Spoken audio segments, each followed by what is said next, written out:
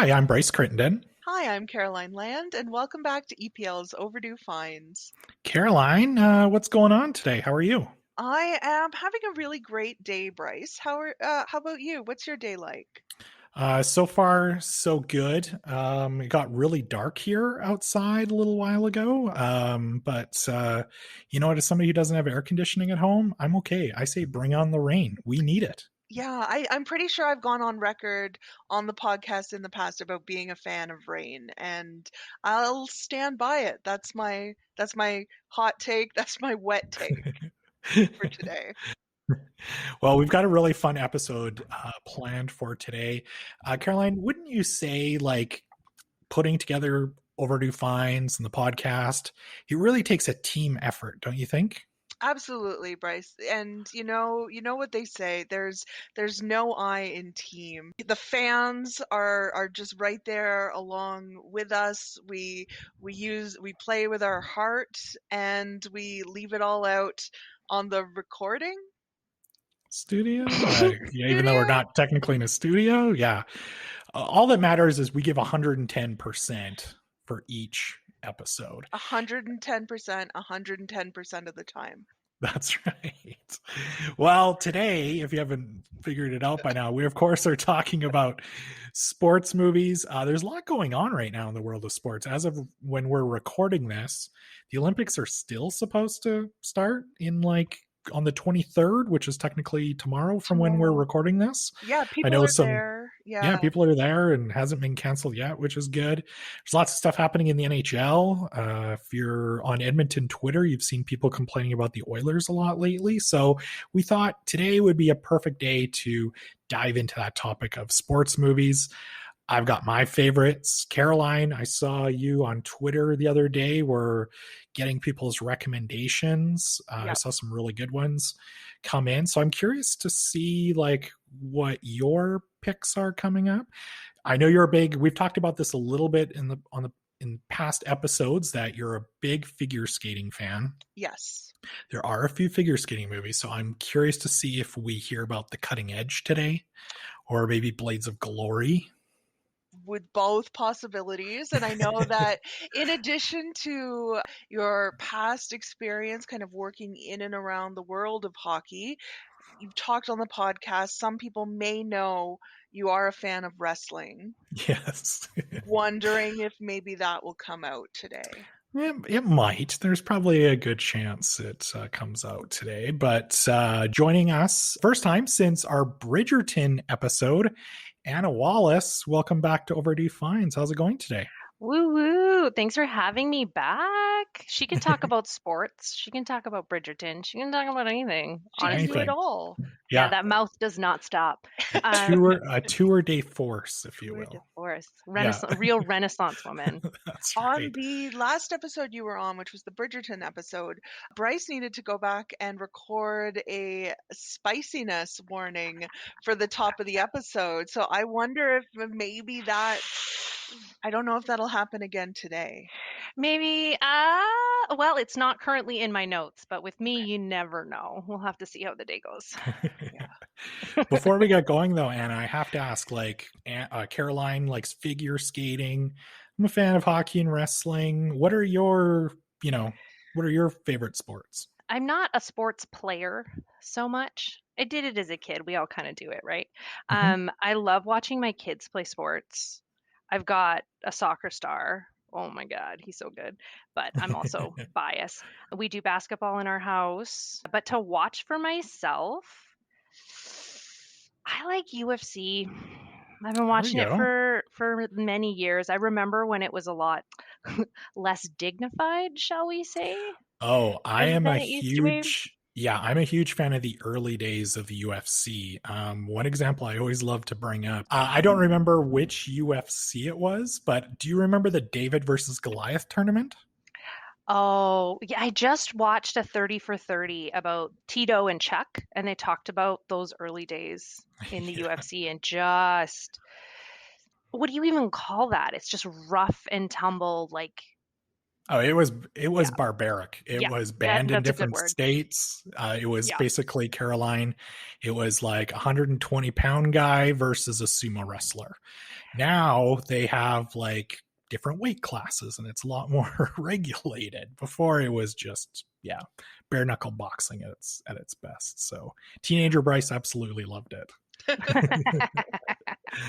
Before we get into today's topic and talking all about our favorite sports movies, Caroline, the last few episodes I've had to ask you about whether or not why kids should get to have all the fun with their summer reading clubs. Yeah. And we've determined that adults too, or even teenagers, we can also still have fun with our adult summer reading clubs, right? Absolutely. Absolutely. This is a pro fun podcast. We really are. So of You're course, here for the fun. yes. So of course, I have to remind everybody that from now until August 28th, both adults and teens can sign up for Summer Reads 21. Keep track of your reading hours this summer and complete some fun activities to win some great prizes, including a Nintendo Switch Lite and a book signed by Neil Gaiman. To learn more, please visit epl.ca/summer-reads. Summer Reads 21 is brought to you by the Friends of EPL.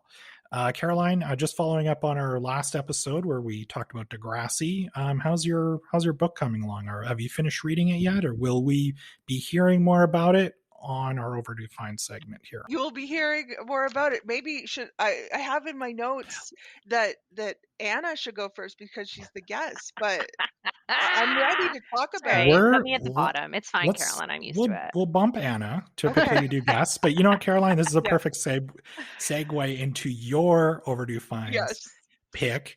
So what's the name of this book that sounded really good on our last episode? 6 Weeks to Live. Oh, And yes. yeah, and here's my question to you, Bryce. This is going to be my selling point.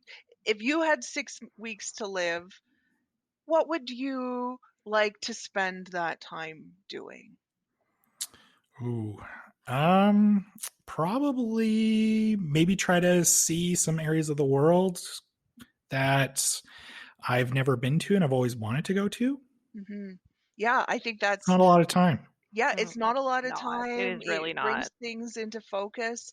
And for Jennifer Barnes, when she is diagnosed with a brain cancer that is going to take her life within 6 weeks, she realizes that it's not a lot of time, and she needs to find out the person who poisoned her.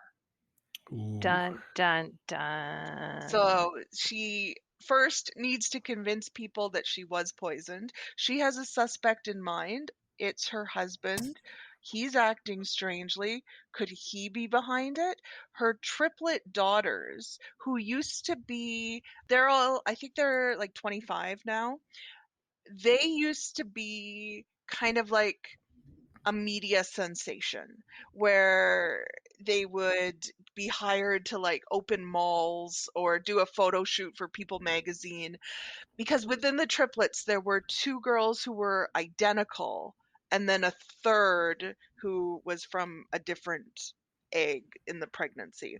And so people thought like, whoa, this is wild, 2 of them look identical and then there's a third and they're all triplets. And I guess counting back, that would be around like the late 90s, so it's believable. Anyway, all of this is setting up this world where Jennifer realizes that someone had been poisoning her. Someone was trying to hide information from her. Now she's going to die, and she needs to know who's going to pay for it. So that's 6 Weeks to Live, which is by Catherine Mackenzie, who's a Canadian author. Nice. Yeah. Is that a newer book? That's an intense level of petty, that you have 6 weeks to live and you're going to use it to find the person who did this to you. Yeah. I'm not going to enjoy my children. I'm not going to travel. I'm not going to eat. I'm going to find you. I'm going to make you pay before I kick the bucket. That's right. I want to see my kids open up a bunch of more malls. So I'm going to. Well, and then as she starts going through this process, we learn more about her life, more about the family's life, and secrets just start bubbling up. So it's not just one thing anymore. It's a whole collection of them that threatens to drive her family apart. It's the kind of book where characters are often stopping mid-sentence and thinking to themselves, if they only knew. If they only knew what I couldn't tell them, that type of thing. So there's a lot of secret histories that these characters have. It sounds very compelling. It And was. yeah. And for anyone looking, maybe wanting to enter the summer reads 21 and looking to spend some time reading, it was a book that I had a hard time putting down. So you can get those hours in by turning Real those quick. pages. Yeah. Yeah. Nice. Yeah. So that was 6 Weeks to Live. Anna, I'll throw it back to you. What's your overdue find? I usually like to pinpoint what my book club's reading because we're really cool and hip. Not really. This month we read The Witch of Painted Sorrows by M.J. Rose, and it's set in 1894 Paris. There's a woman, she's written in first person, and she's escaping her husband in New York. Not a great dude. Her dad dies under questionable circumstances. So she escapes to Paris and flees to her grandmother, who is actually like a Paris famous courtesan. And she becomes kind of entangled with this mansion that she loved as a kid, but turns out it's kind of haunted by this ancestor of hers who was like this pretty powerful and impressive witch. So if you like historical stuff, if you like kind of peeking into the other side of the demi-monde, it's fun. It's very immersive. Like you get kind of like into the vibe of the book and it kind of like takes over, kind of like the house takes her over. Yeah. So it was really fun, really lovely. Why So- even have a mansion if it's not going to be haunted? Right? Yeah. Especially the an point? ancient mansion, right? Yeah. What is the point? I need Yeah. ghosts at all times. I have to ask, did you like did you read like a physical book, or did you listen to it on an audiobook, or are you an ebook reader? What works best for you? I do whatever's available, to be completely honest. If I want to read it and the ebook is available, depends how patient I am. I prefer the physical book because I'm a tactile person. I like to be able to like notch it and know where I am in it. But this one is available, I believe, audiobook, ebook, and physical copy. Caroline, believe it or not, I also have a book this week. Yay! It doesn't happen very often. Normally I'm like movie recommendations, comic books, very highbrow stuff. Well, so tell us about your book today. So my book today is, I've talked about this on the podcast before. So on past episodes, I've mentioned my love of all Quentin Tarantino movies. So a few weeks ago, he was making kind of the rounds, being on like Joe Rogan's podcast and a few other places, talking about his very first book. And that book was a novelization of his 2019 movie, Once Upon a Time in Hollywood. So I picked up myself a copy of this book because I am a huge Tarantino fan. This is a book I actually bought. And so far, I'm not finished it yet, about halfway through, but so far I'm really enjoying the book. So really, this one's going to be only for really those fans of the movie and Tarantino himself. Basically, if you've seen the movie, you know the plot and everything. So the plot really doesn't change. What does change, though, is a few different settings.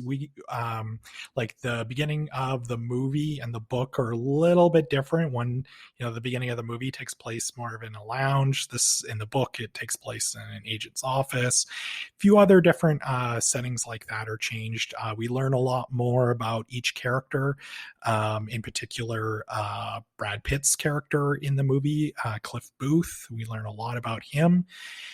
So yeah, you know what? If you are a fan of Tarantino, you can definitely. This is just kind of like an extended version, almost like a director's cut of the movie that you can read. Just a word of warning, though, for anybody who does pick it up. you can probably skim past the second chapter. So this is a chapter I almost bailed on the book, I will be honest, because really it's almost like we're getting Tarantino's movie recommendations from the 60s in it, but it's coming from the character of Cliff Booth, so Brad Pitt's character. And he's just going over these different samurai movies and foreign films. And I'm like, we got to get to the plot here sometime. So if you just go look past the second chapter and you will be in good hands. So for any of you Tarantino fans out there, pick up a copy. And bonus points too for the book, because I've talked about this too on the show. I'm a huge fan of, I think all books should have good book covers. Like, I don't care what book you are. If you have a terrible cover, I don't know. I find it does take away from the book, but this one is actually printed to make it look like it's actually from 1969. It looks like something you picked up, in a drugstore or something. So, yeah, if you're a Tarantino fan, pick up the novelization of Once Upon a Time in Hollywood. I have some follow-up questions on this, Bryce. Mm-hmm. For the first, remind me where in the kind of catalog of Tarantino movies, your order of them, where Once Upon a Time in Hollywood fit in. Yeah, I mean, it's not my favorite Tarantino movie by any means. It's still a lot better than like 95% of the movies out there. But, to be perfectly honest with you, it would probably be kind of near the bottom of his filmography, I guess. So, Really? yeah, that's near my the bottom, Bryce? Yes. Okay, what's at the top then?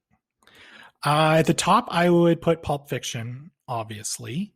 Mm-hmm. After that, probably go with Inglourious Bastards. And then probably the Kill Bill movies, Reservoir Dogs. First one's way better than the second one. Yeah. You can't really put them together. They feel separate. I know, but the thing with those movies, though, and I've had this argument with friends before, is it was originally intended just to be one long movie. Yeah. So, yeah, it's tough to kind of judge them each separately, but Django Unchained is really good. Hateful Eight. Incredible. Yeah. Hateful Eight? Yes. No, Bryce. No. Yes. That is one you need to rediscover. The stage play he put on film? It's so good, the though. Slow plotting stage play? It's so good. No.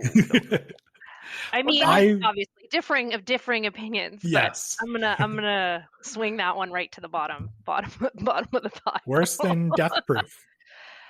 No, Death Proof was awful. Yeah, Death Proof was real bad. Yeah. So, that takes me to my next question, which I will put to either of you, Bryce or Anna.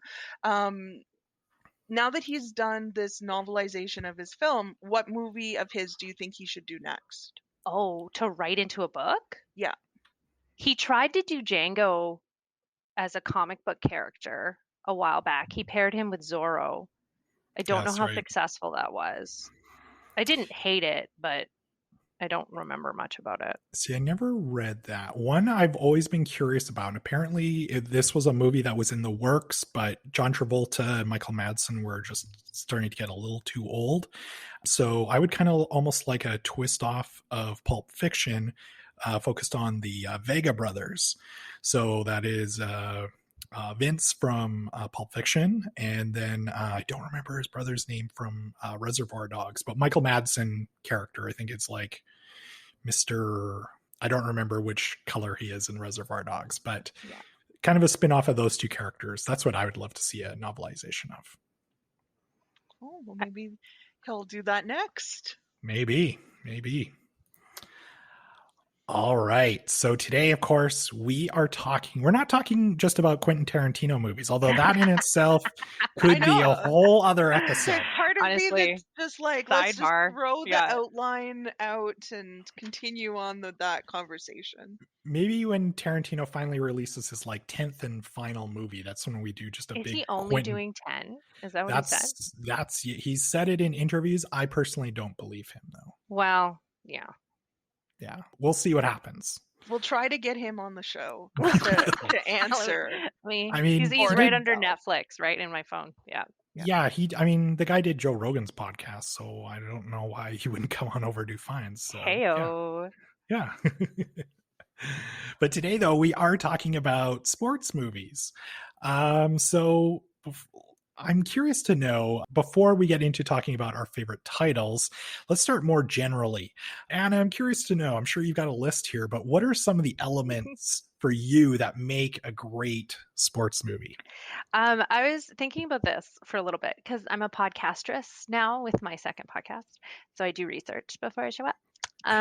You know, but I was doing a bit of Googling and reading some articles because I couldn't like pinpoint it for myself. Like, there's a lot of things that happen in sports movies that happen in every sports movie, but just because it has sports in it doesn't necessarily make it a sports movie. Do you know what I mean?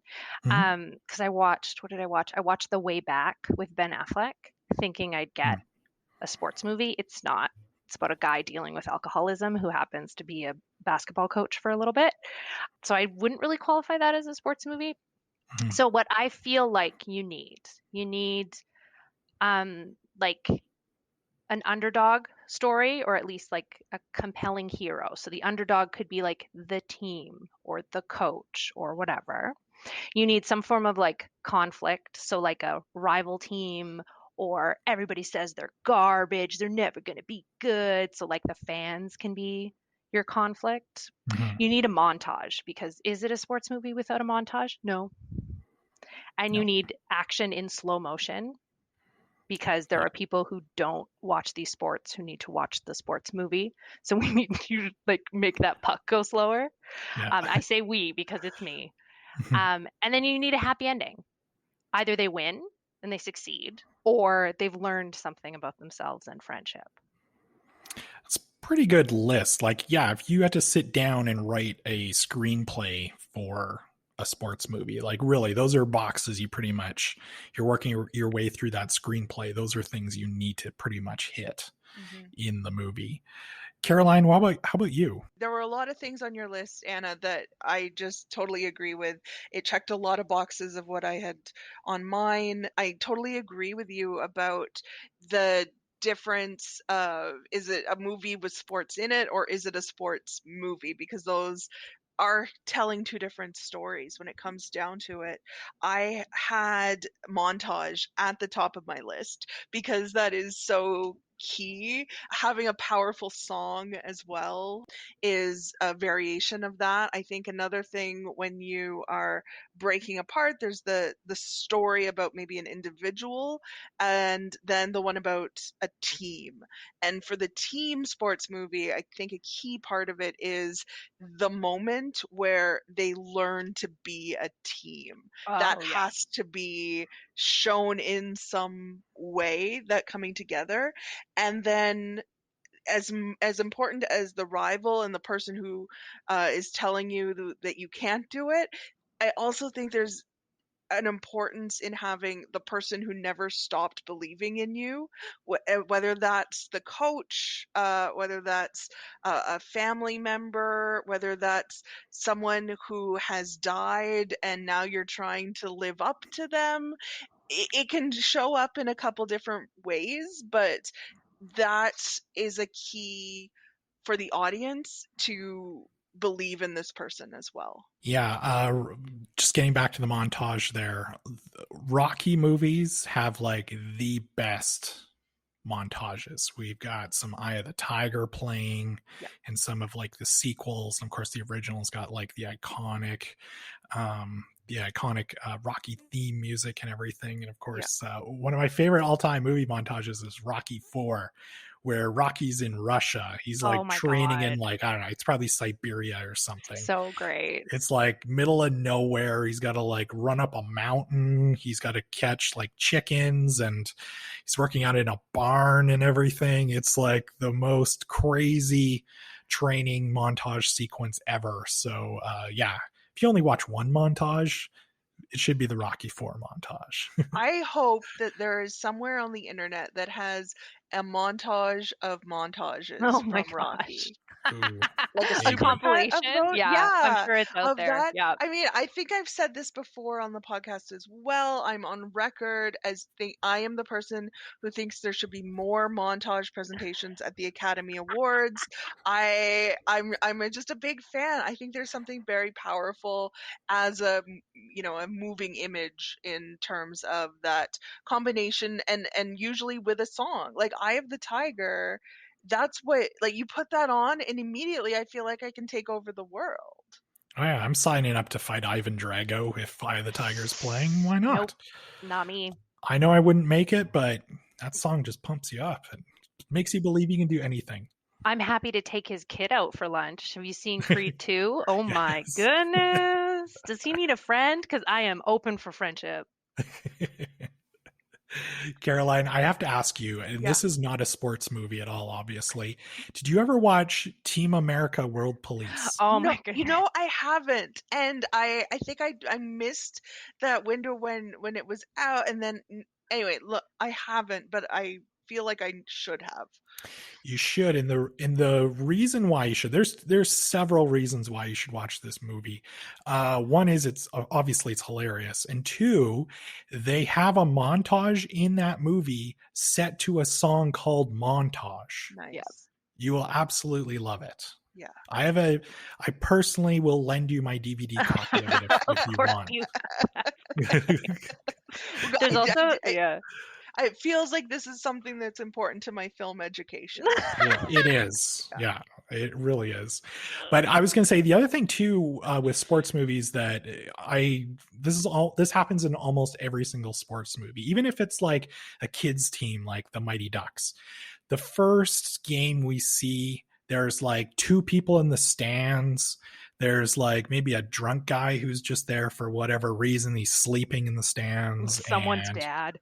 So yeah, it's someone's dad being belligerent towards the kids. Maybe like there's barely anybody there. But by the time the end of the movie hits, it's like the championship game, or sometimes even if it's like I think of the movie Major League, which follows the Cleveland Indians.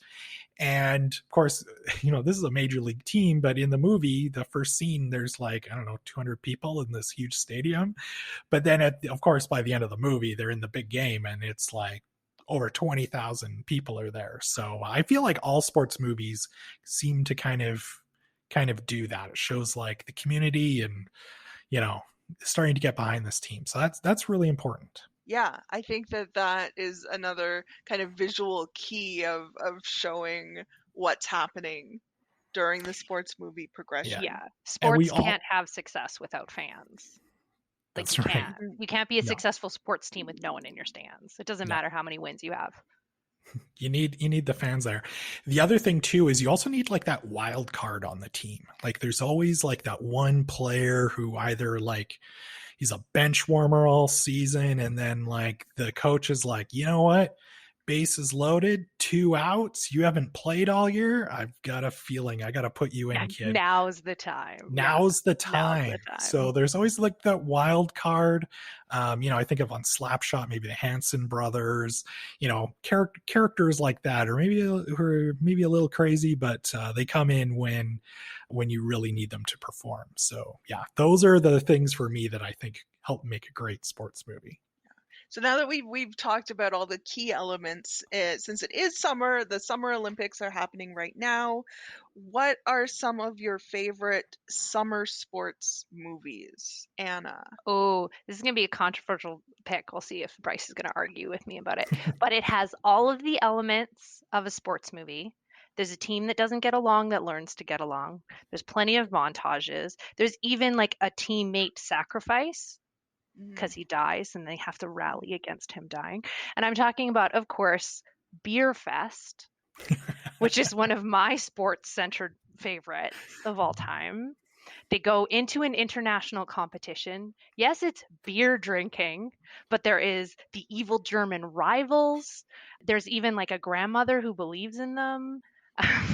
She's like one of my favorite characters because she's so freaking funny. Yeah, I love Beer Fest. It is hysterical. It is uplifting. It gets quoted around my house probably too often, but it we gets a chuckle out of everybody. Yeah, I love Beer Fest. And for those who don't know, I believe it's from Broken Lizard, same guys who made Super Troopers.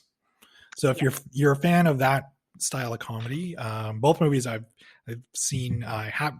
Oh God, it's been years since I've seen Beer Fest, but I remember it being very funny though. One of the things that I was thinking about when I was reviewing lists of greatest sports movies of all time, thinking of things that I had seen, looking through the movies that we have in our collection. One of the questions I think that we don't necessarily need to get into today, but that was out there is, what is a sport? And I think that we've nicely sidestepped it by defining sports movie rather than sport. Like, well, is professional ballroom dancing a sport? Oh, 100%. I'm sorry. They're athletes. They train. No, we can get into a fight about it, Caroline, if you want Oh to. no, Like, I yeah. like, my vote would be yes as well. But just thinking through, like, okay, like, what is the line between sport and not sport? Yeah, I mean, I think if there's any sort of competition at all, Yeah. yeah, I mean, you could definitely make the case for, I guess it being a sport. I think sometimes we look at things and we're just like, oh, like, this doesn't require you to run. You don't, you're sitting down maybe while doing it. Like something like esports is, something that's really popular right now. Yeah. And a lot of people debate, like, is that really a sport? We could, like you said, Caroline, we could probably debate that one all day, but I guess that's maybe one way to look at it is if it's a competition, there is a winner and a loser. Maybe it is a sport. I feel like there's the respect to the game. So if you are taking time, energy, physical prowess, mental prowess to train for something in competition, I think you can qualify it as a sport because you're not just showing up, right? Mhm. You don't show up to the ballroom finals. You spend decades training. Mhm. You don't show up to the chess world grandmasters. You spend your entire life training to get to this point. So I feel like that's, for me, it's a qualifier. Like I could show up to a ping pong tournament and do terribly, but I would then qualify myself as like, I'm not playing the sport because I'm Mhm. not here training myself for it, right? You're just crashing the Yeah. final. Yeah, I just like ran in. It was just like, it's me, put me in, coach. Like, Yeah. who are you? Get her out of here. Yeah. Bryce, how about you? What are some of your favorite sports movies? When we're talking about summer, to me, I am a sucker for a baseball movie. Like if a Ooh. baseball movie comes out, I'm 100% there. It's funny because like the other night when I was kind of going through my notes for this episode, I was like, all I could think of was like baseball movies off the top of my head. The one for me, it's funny because this one doesn't really have the same elements as a lot of like other baseball movies. Like it's not, I'll get to what I mean, but one of my all-time favorite ones is The Sandlot. So this one came out in the mid 90s, I want to say. And to me, this is a movie that encompasses, like, this movie represents what it's like, playing baseball as a kid in the summer. Like you have these groups of friends who it doesn't really look like they're actually in like a little league, an organized baseball league at all. They just get together every day and they crack jokes at one another, and all they do is play baseball. Like baseball is everything about these kids' lives. And it's funny with this one, there is no big game at the end. Like spoiler alert, they're not basically at the end of the movie they're trying to get back an autographed baseball. So but yeah, to me, I still definitely consider this to be a great baseball movie, and it kind of made me think back too when I was a kid. I remember going to play in some of these little bit rougher diamonds with groups of friends, and we would hit the ball around or just play catch or whatever. So yeah, it's kind of makes me think back a little bit to childhood. But yeah, The Sandlot for me is my ultimate favorite baseball movie. That's a good one. We watched that with the kids the other day. They got a kick out of it. And it Nice. still stands up. Like you It can does. watch it today and still be really entertained. Question though, Mhm. is there a montage in Sandlot? No, there isn't. I would Not- still qualify it as a sports movie. Like Yeah, I I agree would. with you. It's Mhm. like they live baseball. Oh And yeah, it is in everything that they do. But yeah, they're talking about major league players and Mhm. just everything. It's a really good one. Another one too that's actually a good one, possibly for families. Unfortunately, we don't have it in our collection, but we do have a service where you can request titles to come in. And this one's called Little Big League. It actually probably came out around the same time as The Sandlot, and this was like my ultimate dream as a kid, by the way. So the plot of the movie is this kid who's loves baseball. He's a total like stats geek and everything, and his grandpa happens to own the Minnesota Twins.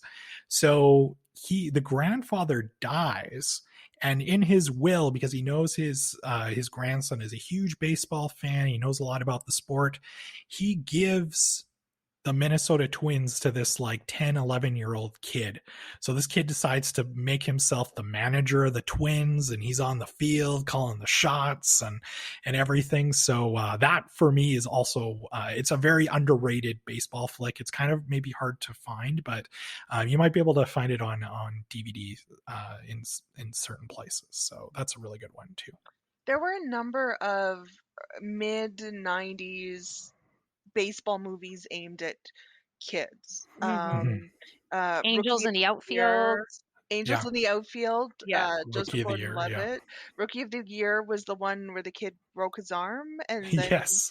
Yeah, he became became a an major league amazing pitcher. pitcher. Yeah. Um, That Air happened. Bud as well. I Hmm. think there was definitely some cultural thing happening around baseball I then. think so. Yeah. Oh, A League of Our Own. How are we not Yes. talking about A League of Our We are Own? going to. That's my number one movie. Ah, Yeah. It's funny. I had a man. League of Their Own on my list, and I was like, I would almost bet money Caroline's going to bring this one Yeah, up. just So put in. I'll set up let's. Caroline to talk about this Yeah.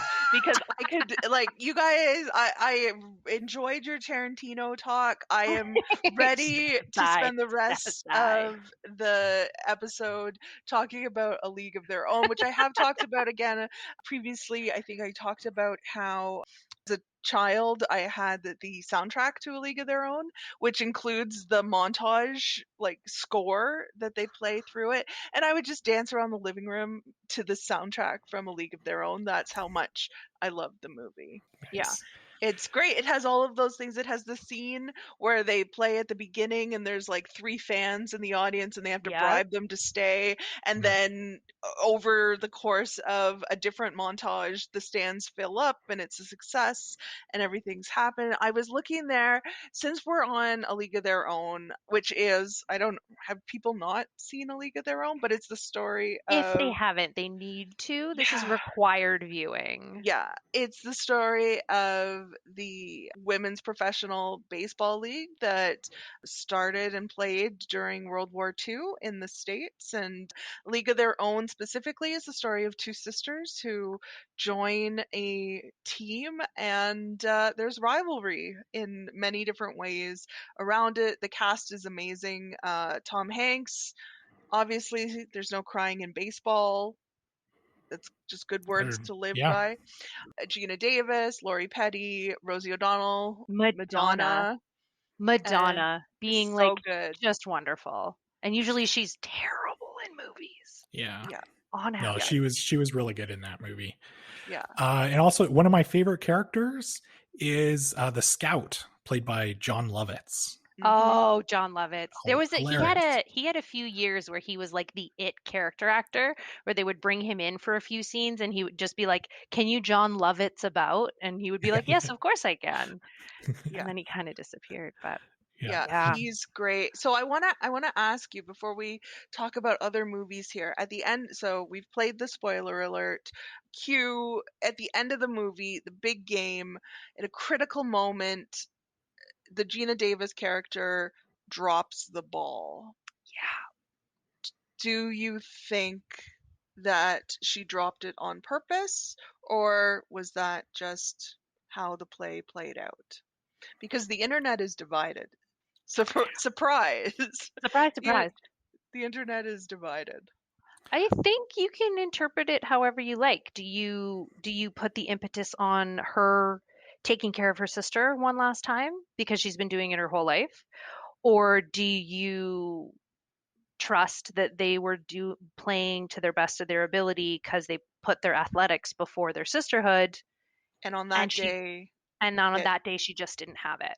yeah. So, I mean, I don't know. I mean, I would think that I always interpreted it that she was on her way out and she knew that Kit wanted to continue, so she kind of maybe like passed the torch a little bit. But Yeah, I've always thought that too about the ending. That ball was dropped on purpose. Really, I've always read it the other way. Hmm. And I don't know why, because it's the reading is there, like you're set up to kind of have the reading of it being done on purpose, because there's a shot earlier in the mhm. movie speaking of shots that are only there so that you can see a payoff later on, where she holds on to the ball, and in this time she dropped. All I know is that whenever I'm like lying down and like if my hand flops over the side of the couch, I always like picture myself in that Gina Davis moment of like the really dramatic arm falling and like the ball hitting the ground. So I think that just says something. But A League of Their Own is my favorite sports movie for sure. And like Uh, directed by Penny Marshall, like mhm. it's a Yeah. classic. Did you see that they greenlit making it into an Amazon series? No. Yeah, I'm usually cautious about Hmm. revisiting media properties, particularly ones that I love. I will go as far Yeah, as say I love A League of Their Own. That is not a hot take from me, but I'm cautiously optimistic about the people working on A League of Their Own and their ability to do justice to the story. it's got a killer cast. We've talked about kind of our favorites or our ultimate ones. Are there any other ones that you either want to give a shout out to or honorable mentions? For summer, oh, there's just so many. I mean, there's two. I do love the remake of Longest Yard with Burt Reynolds and Adam Sandler. That one I it's immensely like they say that one of the things when I was researching what makes a good sports movie, one of the articles was like you need to have actors who you could believe play the sports. And I was like, okay, hun, you need to sell the movie too. But I don't believe Yeah. for a hot minute that Adam Sandler would ever play football or be good at it Yeah. or competent. But I do love that movie and the ragtag team that they like put together and the fact that it's in prison. It Mhm. just it just hilarity ensues. I love a good like sports comedy is kind of like my favorite genre That's of one I've sports always movies. wanted to go back and watch the original, like Oh yeah. the original with Burt Reynolds. That's a sports movie I've always wanted to go back and watch. Adam Sandler had a surprising to me number of sports movies that Oh were yeah. occasionally mentioned on some of these lists, depending on how many titles they were talking about. And it going through, I was like, oh yeah, no, that makes sense. But I mean, Happy Gilmore's a classic. yeah, I Yeah, mean, I have that on my list as well. yeah. And of course the Water Boy as well. I wasn't the Yeah. biggest fan of the Water Boy, but once again, we've got Adam Sandler being in a football movie, but yeah, hmm it's not necessarily a sport I picture him playing, but apparently in real life though, he's a great basketball player. Uh I don't know, I've never seen it. Show me the tapes. No, I'm kidding. A couple for me, of course, obviously, Happy Gilmore, as we just talked about, and another golf one too. We don't have a ton of golf movies. Of course, there's Tin Cup, but for me, Caddyshack. Yeah. That is such a classic comedy. That's a movie where I'll definitely quote lines from it. Still, that's a movie too where if I'm flipping through the channels, and a lot of times like AMC will be playing it, I will always stop and watch it no matter where it is in the movie. So yeah, Caddyshack's just a fun, hilarious movie. Caroline, how about you? What are some of your summer honorable mentions? On my list, I had Love and Basketball, which is basketball movie starring two teens who are neighbors who are an item, but they're also really talented athletes. I love it because it's each of the characters has their own trajectory. Like the story isn't about someone being a supporting character in another person's story, and I think that's Mhm. really important. And when characters have their own motivations and arcs, is it just makes the characters seem so much more real. Gina Prince Bythewood is a director who I love, and this one did not get a lot of love when it first came out. I have to give a shout out to former guest Holly Arneson, who is the person who introduced me to this movie. So thank you, Holly. I also wanted to mention The Bronze, which is a movie that I actually don't know if I recommend or call one of my favorites, but I just love the premise of it so much. And it's about a former gymnast who was America's sweetheart and won the bronze medal at the Olympics and has been milking it ever since. And she's played by Melissa Rauch from Big Bang Theory. She's a star. She still lives in her hometown where she gets like free food from the fast food place, and they treat her like a celebrity, and she just never kind of grew past that. And I just love that as a concept, and I think there should be more gymnastics movies as well. Yeah, that's a movie also too I've seen trailers for, and it didn't get a huge release. Like it's not like not a lot of people know about it, I don't think. No. So yeah, it's always been on my list to see, and yeah, that's one I definitely want to check out. In the movie, there's a new up and comer from her hometown who is threatening to like overshadow her.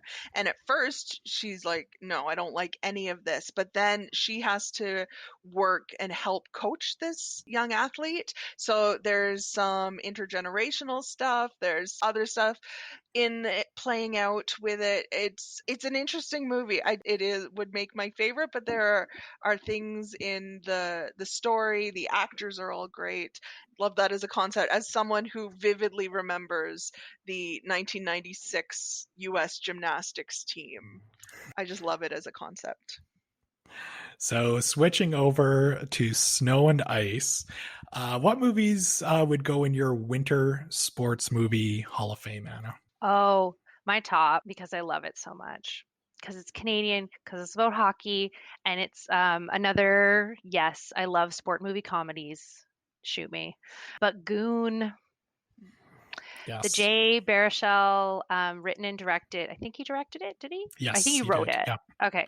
And then with Sean William Scott doing a really like subtle and lovely kind of like heartfelt performance, and Liev Schreiber as like his like headbutt Coach. Yeah. guy.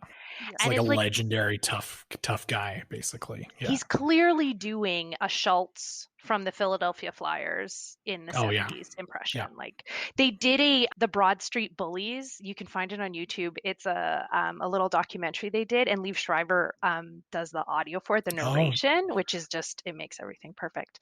But no, I love Goon so much. It's just it feels like a very Canadian story because we like our hockey to be a little bit rough and tumble because come on boys, let's go. yeah. You know, and it's just interesting to watch characters who at first don't know they know they need to be there, but they know they don't fit, and then they have to just find where they fit, and they have to do a bit of growing too. And I just every all the characters feel really real. Like you could go down to Halifax and like find a bar that has that girl in it, find a different like sports club that has all these guys in it that you can recognize. And it's also pretty funny. I know not a lot of people love Jay Baruchel, and I get it, his voice is particular, but I adore him. Yeah. Now, did you see part two? I haven't watched it yet, but No, I no. can't. It might ruin one for me. I will eventually because I know Liev Schreiber is also in it, and he like becomes a dad, so it could be cute. I just haven't yeah. taken the jump. Yeah. You bring up an interesting point, like somebody who, and I mean, probably going to any bar here in Edmonton too, but like kind of the smaller cities where there's always like a couple of those guys who just like, they could have made it if they were just given a shot and, you know, have these hockey tales and everything. So yeah, Goon, I definitely have a soft spot for that one as well. Caroline, how about you? Is the Cutting Edge about to make an appearance here? Well, it wasn't going to, right? Like it wasn't going to, because I don't love it the way a lot of people do, which is fine.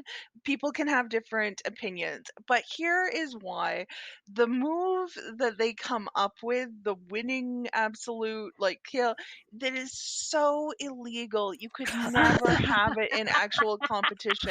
And so it just takes me right out of it. Everything up till then I'm on board with, but like that just takes me right out of it. But What is this illegal move? What do they do? the Panchenko, and it's like there's a flip and a turn, and they're like throwing by the leg, and then they land in the jump. It's something that could be done in skating, and Sounds quite dangerous. it is, and I'm like I say, I'm on board until that point. The idea of the rom com is something that you get a little bit of, but not overly in sports movies as the main story, because there aren't a lot of sports where like men and women compete together, but in a figure skating pair, that's the team. And so to have this former hockey player and the figure skater who no one will partner with, they team up and just create this magic. I love the idea, but I just I can't quite get to the end of it. So my favorite skating movie is actually I, Tonya. Oh, yeah, great movie. Yes. Which I love. I love the idea of revisiting a lot of how Tonya Harding was portrayed in the media. I don't know that it, that whole era of skating is like ready to be really, really examined in terms of the language that was used to describe particularly the women who were competing, the ideals of upholding this very particular idea of femininity, of class, of race, of all of these things playing out on there. But in terms of that movie, the cast is just fantastic. Margot Robbie does an amazing job pretending to be a skater. There's only a couple that I won't get into where you're watching and you're like, that's not how you enter that jump. But it's fine. I'm I mostly love that okay you with know it. that though, Caroline. Yeah. Like, I am obsessed with your level of figure skating knowledge that you Yeah. can watch a shot and be like, mm. No, no. That pick is in But the wrong spot. yeah, but Allison Janney, Yes. Sebastian Stan as Jeff Galooly, and Paul Hauser as the criminal mastermind that they turn to. I don't know. I love a lot of what I, Tanya does in that. Also, staying on the ice. I was in the mood recently for a sports movie, and I turned to Miracle, because what else do you need than the story of a team that no one thought could win triumphing over obstacles, I guess, and then going on to win Olympic gold against, you know, the teams that were playing, the story, just so much around it. Like, it's so hyped up, but it's exactly what you are looking for if you're looking for a classic sports movie. Yeah, I mean, that whole, obviously it's based on a true story of the 1980 Team USA winning the Olympic gold medal over the Russians.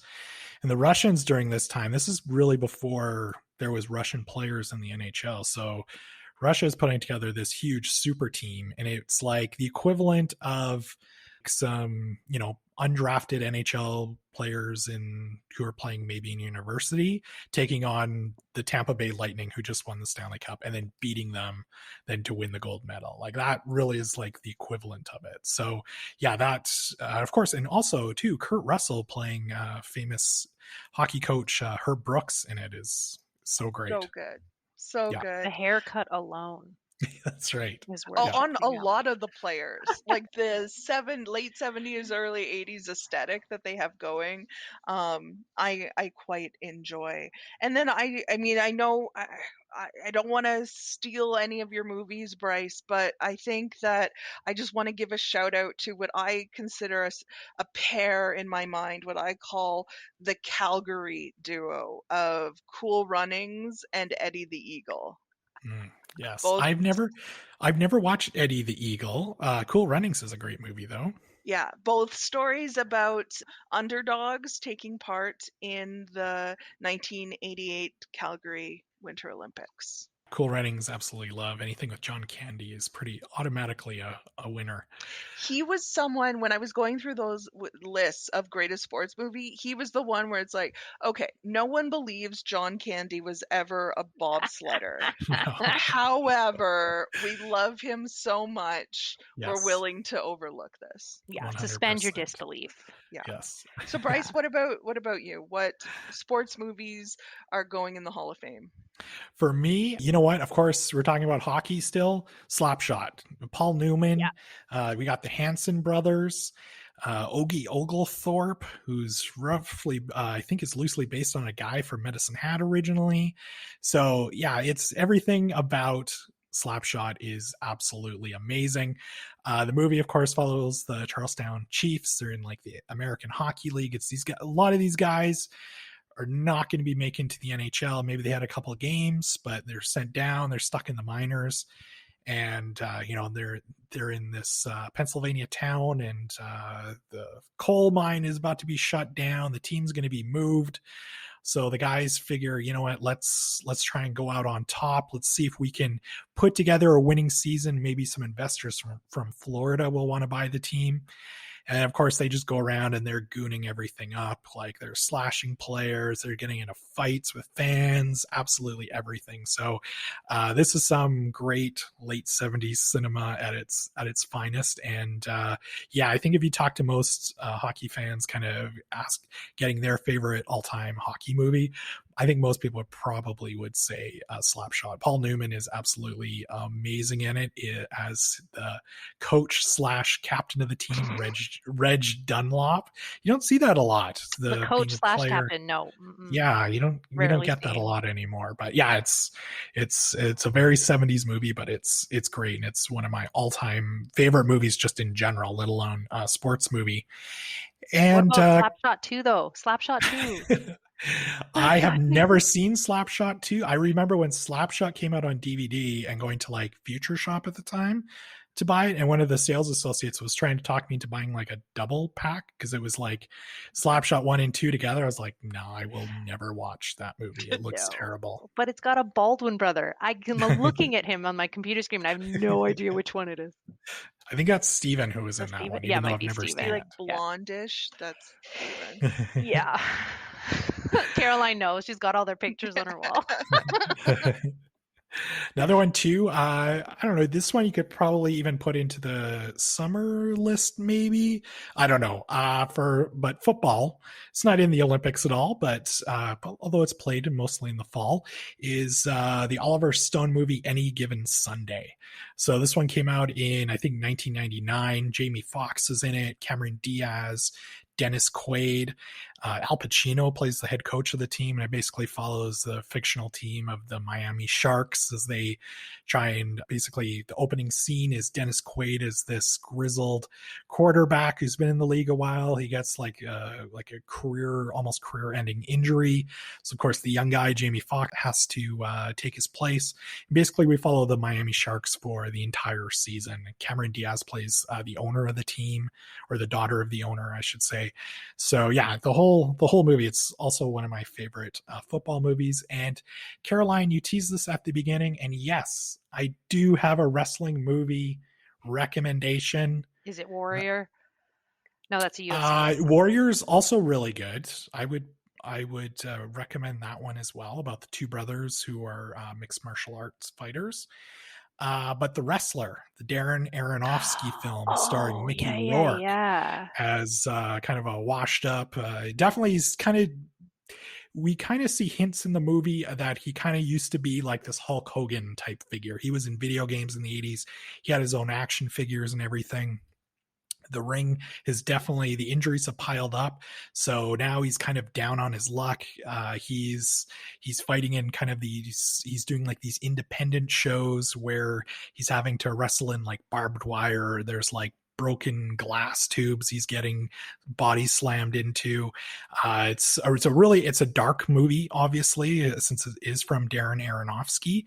But I remember when that movie came out, a lot of people are like, oh, like that stuff doesn't really happen in wrestling. And yes, in the independent stuff, it really does. Like, a lot of these guys who maybe you did see on TV as kids, they're older now. Maybe they didn't put aside any money. So yeah, they're unfortunately having to wrestle in bingo halls, and, they get cut open from barbed wire or light tubes or whatever. So it's a really gritty movie, and it's great. And Mickey Rourke is absolutely incredible in it. Didn't he get nominated for an Academy Award for that one?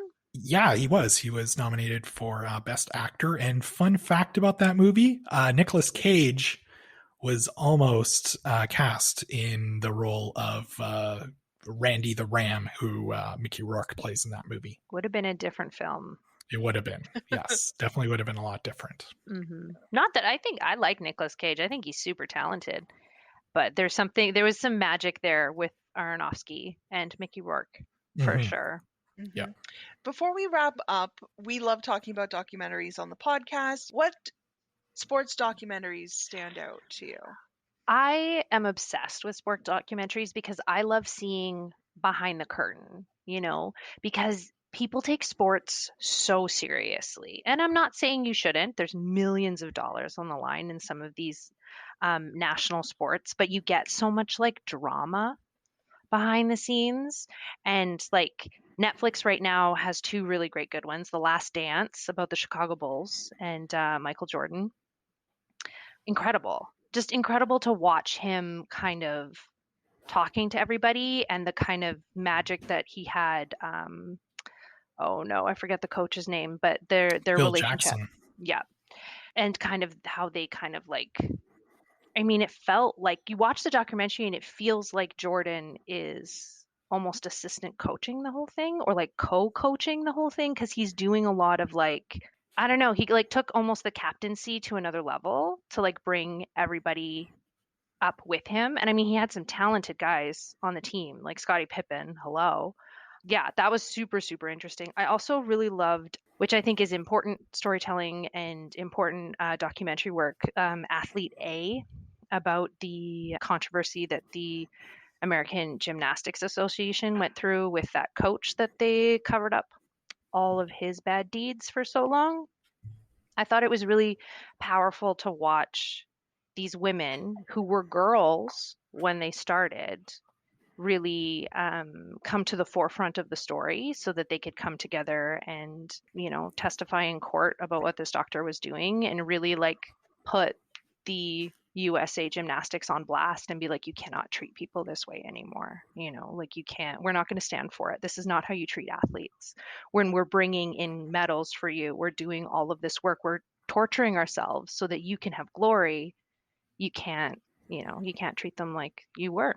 And I thought it was really powerful viewing. I noticed that EPL has tons of the 30 for 30s that ESPN put out in our catalog, like No Mas, the Sugar Ray and Robert Duran story, which I don't know how Robert Duran can still say that he didn't say no mas. Like, we have video recording and audio of you saying it, good sir. Like you said, no mas. You said no mas. No mas. You were done. Anyway, that one was really good. I mentioned the Broad Street Bullies, the Philadelphia Flyers in 70 to 79. I think you can find that one on YouTube. Yeah, it's really good. My favorite part, by the way, from that documentary is when it shows Dave the Hammer Schultz in his disco album that he released. Yes. So good. So good. And I love that these guys had unbridled mayhem on the ice. That's how they played. They were very successful at it. And then they go off the ice and they're doing charity work. They're like, they seem like the nicest guys. And there's this one bit in the documentary, which was my favorite, that they would go to this local pub called Rezzy's. And then they're listening and you're listening about Rezzies and it's like the wives really didn't like Rezzies. And then you find out years later that it burnt down. And I was just like, okay. So they got together, they lit a match. No more Rezzies. Yeah, the team was real life Slapshot, by the way. No helmets, no teeth, no care given. And I don't know. There's a magic to it. Maybe I'm just a secretly violent person on the inside. I don't know. But you're flying at other people at like 16, like you're going so fast on those ice skates and it's high tension. You got to relieve it somehow. I don't know. Yeah. Yeah. So those are some of my favorites that I've watched recently. Also, how did we not mention Bend It Like Beckham? Yeah, that's that in itself is an amazing amazing movie. It's funny, I'm not the biggest fan of soccer, but that's a movie where I can also go back to it and watch it over again. It's a great film. With Athlete A, the documentary, I thought it did a really good job of showing the vulnerable position that a lot of young athletes are in physically, when you have people whose job it is to be having their hands on you in different ways, and there is an important trust that is playing out that they will be doing their job correctly and not Yeah. harming. And when that doesn't happen, it's awful to have that play out. And then also to be in a situation where if you are speaking up, you know that it's coming at the risk of everything that you and your family are working for, the sacrifices that your Yep. family has put in. Everyone is telling you to just fall, like you're here because this is the path to X, whatever X Yeah. is, usually Olympic gold or something. And knowing that speaking out or telling the truth can threaten that potential. And all of this is on, in the case of, gymnastics, young girls who are girls, like Yeah. children in this Yeah. case. 100%. Um, I am a huge fan of the 30 for 30 series. I will watch anything from it, whether I know the sport or not. Some that I really have enjoyed are one 9.79, which is a look at the 1988 men's 100-meter race, which was won by Ben Johnson briefly, and then he was disqualified for use of steroids, and Carl Lewis was named the winner. That one I loved, that they kind of show and portray and involve all of the runners in it. And the runner from Brazil who was in lane 1, he's just living this chill life where he goes like paragliding and hangs out on the beach, and he says that he had made his peace with not taking performance enhancing drugs, and knowing that it meant he wasn't going to get on the podium, but he was going to, like, he's just living his best life. And I really loved seeing that. I also love June 17th, 1994, It's one which of is my a favorite ones. Yeah. collage documentary style about this one day in sports history that had Arnold Palmer playing his last round at the US Open. It had the basketball finals. There was It's the OJ White Bronco. the big thing that kind of Oh, overtook all of them. And yeah. in the People versus OJ Simpson, you can see the episode with the white Bronco chase, the network saying like, we can't switch away from the NBA finals, like we can't do it. And so they start out with like the NBA finals on and the Bronco chase in a little corner of the screen, like picture in picture, and then by the end of it, the Bronco is like the whole story. That's the only thing on there. What was So, the biggest thing to happen? and My I just God. love the the way that the filmmaking is done in that is just incredible. Bryce, what about you? So some of mine include, I'm going to go back to wrestling. There's a great documentary called Beyond the Mat. So it kind of follows 3 different wrestlers and their stories, and gives you a really good kind of behind the scenes look at, I guess, the sport, if you will. And it's something that, they don't really kind of give you backstage access to a lot. So you see them going through these matches and you see kind of the toll of the injuries that they take. So that one's really good. Another one too is, I think I talked about this one on a couple of past episodes, The King of Kong, A Fistful of Quarters. You could definitely debate whether or not this one's a sport. It was But gonna So be. good. I was gonna bring it up in that conversation, but yeah. didn't. But yeah, this is the one, of course, where we follow Steve Wiebe as he tries to get the world record score in Donkey Kong. So that's one where you could debate whether or not it's really a sports movie. He's training. He's training. There's a montage in it, which is really good. Yeah. Yeah, definitely. So yeah, that one's really good. And then also too, I mean, we've shared our love for 30 for 30, a couple other episodes that are really good. I think people should check out. Of course, we've got the big Edmonton connection with King's Ransom. And that's actually the very first 30 for 30 movie. And that follows the story of Wayne Gretzky when he was traded from Edmonton to Los Angeles, and just how big of a story that was. I remember I was like 8 or 9, I think, when that happened. I wasn't living in Edmonton, but that was just all everybody just talked about during that summer. So it was absolutely huge. And another one that's really good too is called the Two Escobars. And so that one follows, it's kind of, there's two different stories going on at the same time. It follows the Colombian soccer team as they head to the United States to compete in the World Cup. And then also kind of the fall of Pablo Escobar and just everything that was happening with the country of Colombia at the time. So that one is also really good. So yeah, it's, and I think friend of the show, Holly Arneson, would be mad at me if I didn't mention this one. Hoop Dreams is still considered to this day one of the all-time best sports documentaries ever. I'm pretty sure we definitely have it in our collection, but it follows the story of two African-American high school students, William Gates and Arthur Agee. They're in Chicago, and basically they have this dream of becoming NBA stars, and it kind of follows their last year in high school, and as they try to pursue their ultimate dream. So yeah, great documentaries.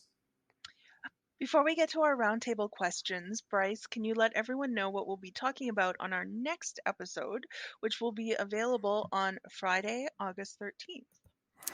Caroline, we're living in the future right now. Just this past week, we've seen stories of people like Richard Branson and Jeff Bezos making it a reality for people to go into space.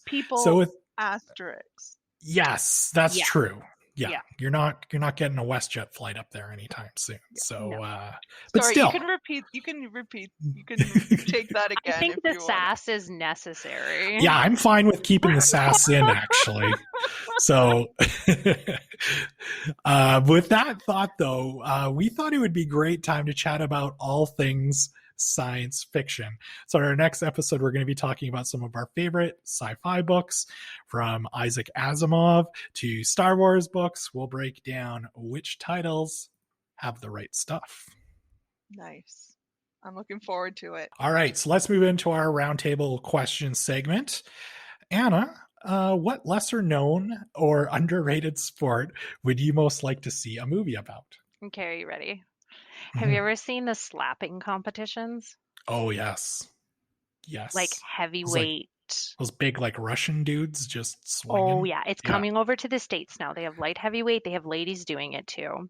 Basically, you stand across the table from someone, and you put your hands behind your back, and you let them hit you in the face as hard as they can. Open palm. You can only use the top part of your hand, and it has to happen below the half point of your chin. There's lots of rules. This is important because you don't want someone to get hurt. They get hurt still. But man, can you imagine, like, we follow like some hulking Russian dude straight out of like the middle of nowhere, Siberia, and he shoots off into popularity being the best slapping guy in the country. You've got Russian accents everywhere in the movie. You could have montages with him carrying a bear. Come on. And then all his like He would just be surrounded by like Russian women in my head. Like he doesn't have any dudes in his family. It's all these like burly mustachioed Russian women yelling at him in Russian. And I imagine it as kind of like a broken lizard. I think those are those guys. Yeah. Yeah. Type of movie. I think it would be, a solid 90-minute enjoyable watch. Someone needs to You, go write it. I put it out in the universe.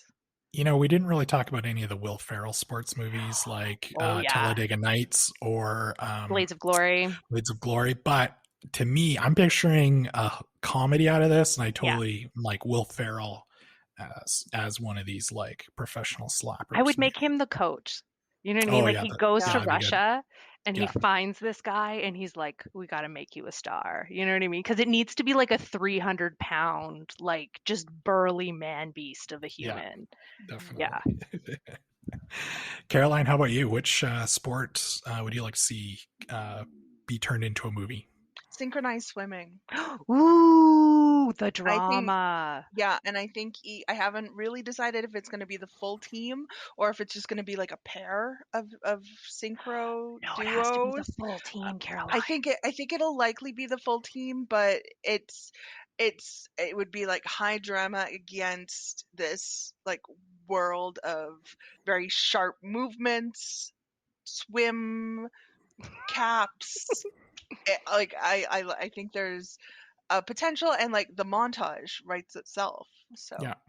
Yeah. One of my all-time favorite SNL sketches was kind of like that mockumentary featuring Harry Shearer and Martin Short as the two brothers who wanted to get into Olympic yes. synchronized swimming. So yeah, that would be really good. yeah. Oh, Yeah, so what many about you? sequins. Yes. Sequins. Bryce? For me, you know what? We haven't really seen. I'm surprised because I think this would make probably a really good, similar kind of like a Ricky Bobby type comedy. Would be the world of monster trucks. Like the whole circuit fascinates me of these guys Yeah. going from town to town and they're doing these competitions and everything. So yeah, it could kind of have a little bit of a Smokey and the Bandit type feel and set in different, these southern fairgrounds and everything. So Yes. And you yeah, can we have need like more. competition with the dirt bike guys, but the Oh dirt yeah, bike guys don't talk to the monster truck guys. yeah, yeah. We could have lots of fun with Yeah, the monster truck 100%. movie. All right, last question. You've overcome all the obstacles and won Olympic gold. Woo! I know. What is your triumphant sports movie going to be called? Anna?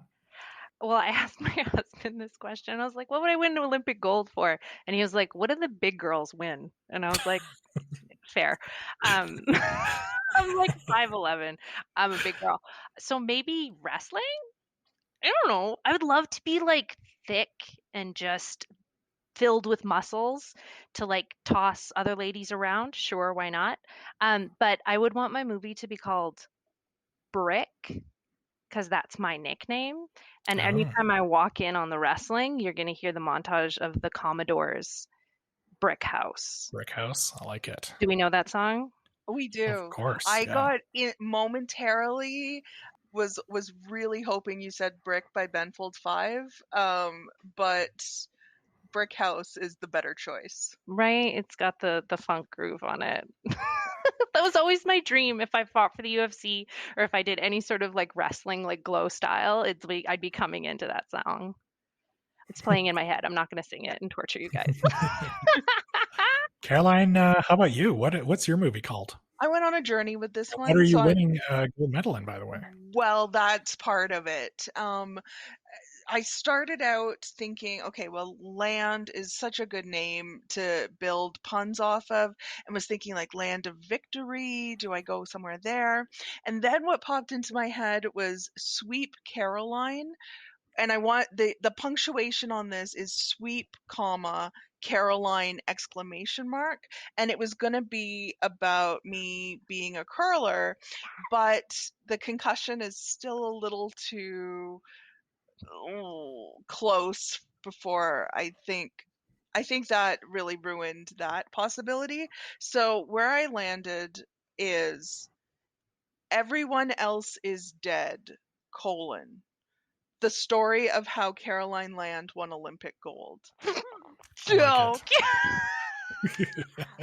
Because that is the only possible way it's gonna happen. So in terms of like what sport, any of them, because everyone else is Everybody's dead. You're clean sweeping the whole.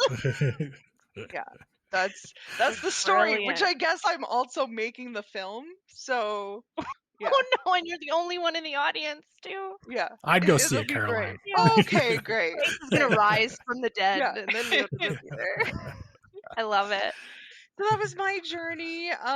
Bryce, what about you? Big shock. I am not the greatest athlete in the world, but so I had to think about like what I might be able to win an Olympic gold medal in, and the only thing I could maybe think of would have to be something team related. And so I thought about maybe the bobsled. Like I could be like one of like the four crew members. Or the alternate. Yeah, exactly. Maybe I'm just the alternate. Like I'm I'd there love just to be, in like case. fourth string. Like Yeah. they don't use me, but I got to show up. Yeah. One of my all-time favorite montage songs is from the movie Scarface, believe it or not. And there's a great montage song in there called Push It to the Limit. So I thought, if I'm a part of this bobsled team, I thought that my movie might be called Push It to the Limit, the Bryce Crittenden story. Nice. It would be a double feature there, Caroline, with your movie and my movie. Yeah. We probably got like a handful of people at the Garneau Theater for that, I think. Sure, 100%. Yeah. I do love Sweep Caroline. That I was actually liked it. That's quite good. And if curling had not resulted in such a disastrous concussion, I probably would go with that one. I need to hear that story, Caroline. Oh, I fell down while curling. Like that's the story. It's not. Yeah, the story isn't that great. Because I don't have a lot of memory of what happened actually. But yeah, so it definitely, sports are not something that you can just show up and qualify for the big final. There's a lot of hard work and a lot of risk, and then you get people like me going out and falling down. I've fallen downstairs while trying to eat cake. Yeah, where you're like eating cake and then the last stair, in front of witnesses, so everybody brings it up at family gatherings. Well, thank you so much for joining us today, Anna. Is there anything coming up at EPL that you'd like to let people know about? Yes, this comes out on July 30th and July 31st. I am hosting the Summer Starts at EPL Code Breakers program. It's going to say, when you look it up on our events page, that it's full, but don't believe it. You can click the Crowdcast link in the event description and sign up to attend the event. You, if you were early, you got a kit, but a kit is not 100% necessary to enjoy the fun program we're going to do on the Saturday, July 31st at 2 p.m. So bring your kidlets, bring yourself. It's fun. I do entertaining stuff. It's going to be a good time. Probably won't be talking about Bridgerton during a kid's program, but that's okay. I will. No, maybe I should cut it out of my program, Bryce. What are you saying? I don't know. I'm no expert on children's programming. I've never run one. If you do have references, you might want to cut that one out. Yeah. Well, who knows what kids are into these days? Yeah, kids are very mature for their ages these days. We learned that when we did our kids episode. Yeah. We hope you've enjoyed today's episode. Please make sure that you've subscribed so that you automatically get new episodes, and leave us a review on Apple Podcasts. We love getting reviews. And if you like what you hear, tell a friend about the show. Yeah, and don't forget that we'll have a link to everything that we talked about in today's show notes. I know we really only touched the surface of sports movies. So if you want to share your favorite sports movies with us, email us at podcast@epl.ca or hit us up on Twitter by using the hashtag EPL Overdue Finds. Thank you for listening, and we'll see you next time.